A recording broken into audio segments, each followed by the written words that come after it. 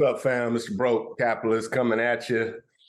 And I just wanted to do, hopefully, a short, little quick video, kind of on the philosophical side, maybe. Up on the screen, we got a definition that I often talk about. I talk about the weaponization of altruism, right? And if you don't know what that means, or if you're unclear, this definition, kind of got off the internet, says unselfish concern for the welfare of others, selflessness. Normally that's a good thing, right? That's what we learn in church. Think of others first. Give to charity, donate your time, and that all sounds great. So does a red velvet cake or pecan pie or even a bourbon pecan pie. Yeah, it sounds good, tastes good. But you do too much of that, you lose your teeth. So there's always flip sides to everything. And this is a warning, or, in generations to come, they dig up this video and they say, well, he tried to warn them, right? The left side of the political aisle weaponizes altruism for their purposes. When I say the "their" in this sentence is the main actors, not the voters, not your local Democratic representative, maybe not even your senator, but the people who control the narrative coming out of that political party. They know what they're doing, and it's very effective. They weaponize altruism against people who look like me. And you say, how do they do that? Well, first, they lower the standards for people who look like me because they're being charitable. Well, they've been through so much. Andre shouldn't be held to the same standards as a white version of an American citizen, right? It is getting to a point where it's absurd to have the same expectations, right? This is what I call the weaponization of altruism. I'm out in the San Francisco Bay Area now, and there's more, I don't know, NGOs or charitable organizations to stop homelessness than there are homeless people, probably. I mean, I'm not going to even, this isn't far-fetched. If you added up all the people in the San Francisco Bay Area that's working to stop homelessness and compare that to the actual number of homelessness, I am willing to bet you get a similar number, right? I don't want to go, I can get on a rant here, but charity can be dangerous. What do you mean by that? Is it charitable for a mother to help her infant walk, guide a baby that's crawling away from an electric socket? Is that charity? No, there's duty involved there, right? You expect that mother to guide that child away from danger, right? So why do those standards go away when that child starts to walk, starts to learn? Is it charitable that the mother says, well, you didn't get all A's, but it's all right. At least you got a C. At least you ain't in jail. At least you're not selling drugs. At least you don't have any illegitimate kids at 15. Not all households operate that way, but far too many do. And it comes from a place of altruism. We go to church and they say, we're going to pass this plate for the building fund, for the pastor's new car, whatever, right? And it's always something for the homeless, right? But going on the church thing here, or religious thing here, Jesus fed the masses with loaves and fishes, right? But that was one day. what that carpenter did was a miracle. Notice I said carpenter. He had skills. He also could have, and I'm not judging Jesus Christ, but you'll see a different result.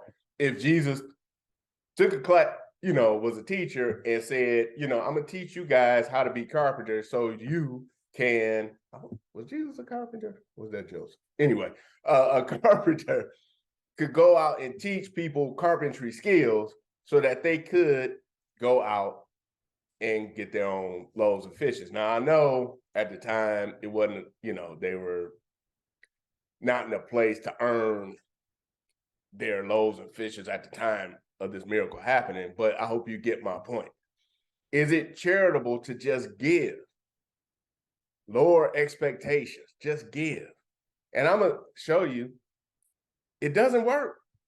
Now, I love this lady here. She's from a country in Africa. I can't recall, so I'm not going to just say this African lady. She belongs to a nation state in Africa somewhere. And I just can't recall what state that is. But here she says, countries that have been prosperous have become prosperous from aid. None.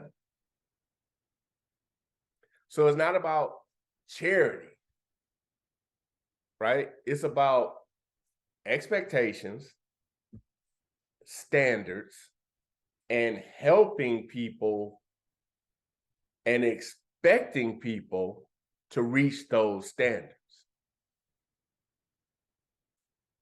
So be cautious of this weaponized altruism. Favorite example of the current example is we're going to give we want to give $659 billion in reparations. Charitable heart. Oh, isn't this guy here who's not an African American so benevolent that he forms a panel and they want to give African Americans a bunch of money for labor they didn't do, or whatever. That's not going to help. One, it's going to hurt everybody. You pump that much money into an economy, it's going to make inflation get even worse. And so when people who don't look like me are going to the store and they're like, why does this bread now cost $35? Well, they'll stand in line and look over to me, and I'm smiling. I got a whole bunch of money, right? That will rip the fabric of America apart. Now, do I think this guy, Gavin, is stupid? No. In my opinion, Gavin, people at his level, know exactly what they're doing.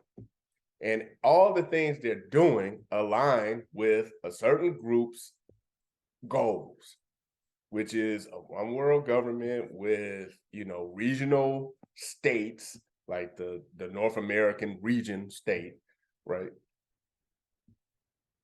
Now, I'm no genius.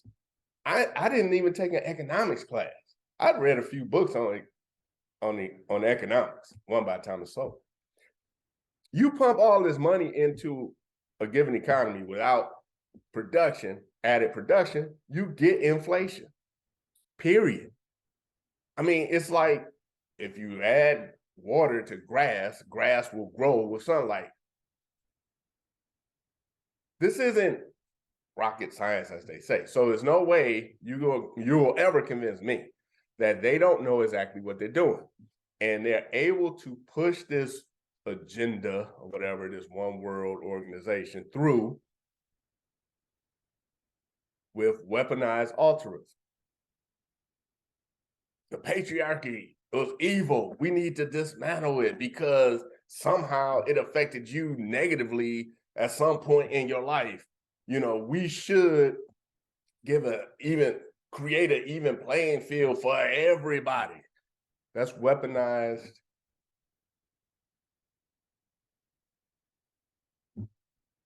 altruism. So I'm gonna leave you with this thought. There's plenty of bums in San Francisco. And one day I was walking down the street and a guy asked me in a very he confronted me for some money. Basically, like, dude, you might as well just rob me. Like, I'm feeling like you're about to rob me, right? He literally was like, oh, you got it all. You got it so good. You know, if you was in my position, you would want somebody to help me. And I was like, yeah, you're right. But the fact of the matter is, currently, I'm not in your position. And it's not my fault. You're in the position you're in. And lastly, I don't believe in charity. I believe in justice. And when I said that, he kind of froze. And I went on to explain what I was talking about. And hopefully you guys can figure that out. I'm not against charity, but I'm more so inclined to go in for justice. Peace. I'm out.